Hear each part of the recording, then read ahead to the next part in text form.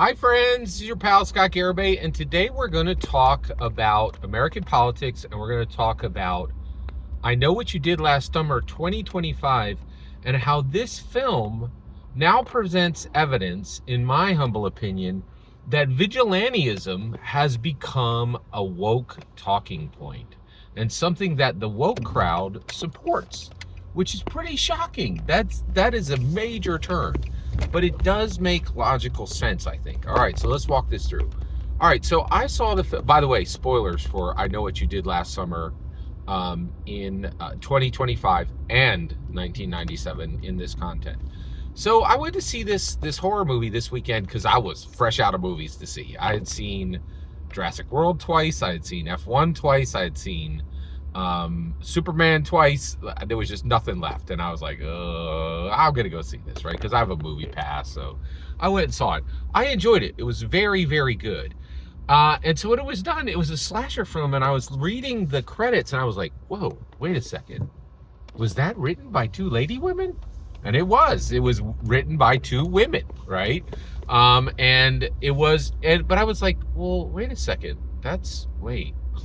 and I had to circle back. I was like, wait a second, there was a very clear message in that film.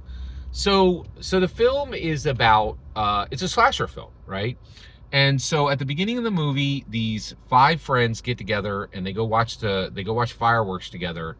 And, they go watch fireworks together, and they are responsible for the murder of this poor, local, right, who drives his car off of a cliff because of their misdeeds, right?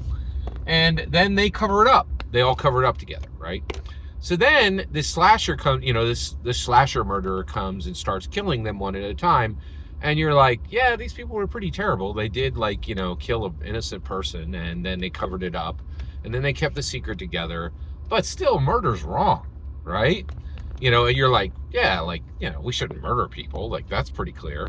But at the end, these two women who were, so one of them was the director of the film, and one of them was the writer of the film, and together they wrote the story, right? They're credited for the story. And at the end of the film, we get to find out who the murderer is.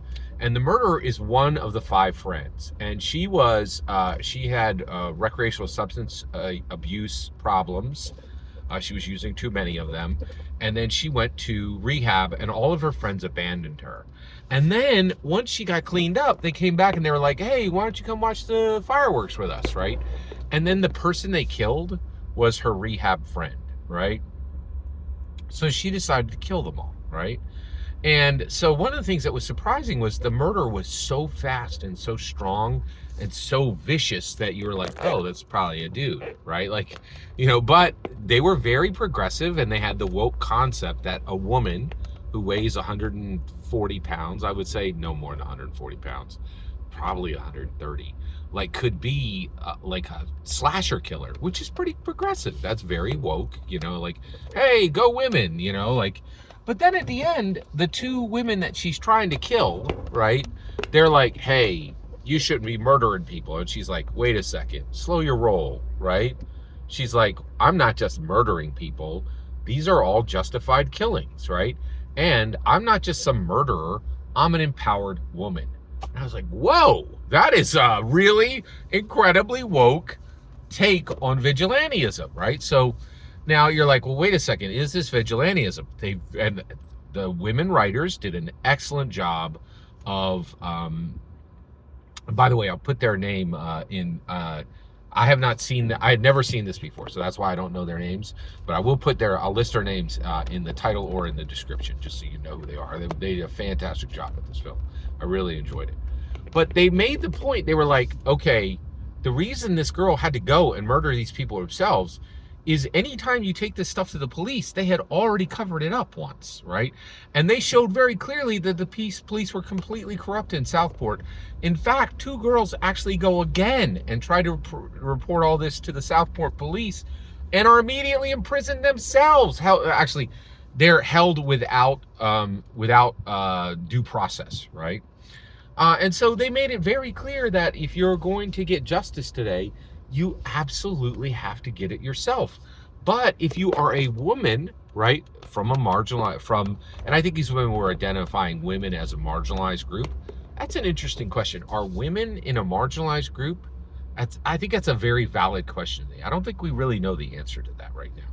I definitely think there are women who struggle with very specific problems that can put them into a marginalized group, and maybe you could enter into a marginalized group more quickly if you start as a woman. I think that's a very interesting subject. But what really blew my mind was these women did a fantastic job of saying, absolutely, we should be considering vigilantism today as a woke liberal stance, right? You're like, wait, why would we do that? Why wouldn't you just report, things to the police?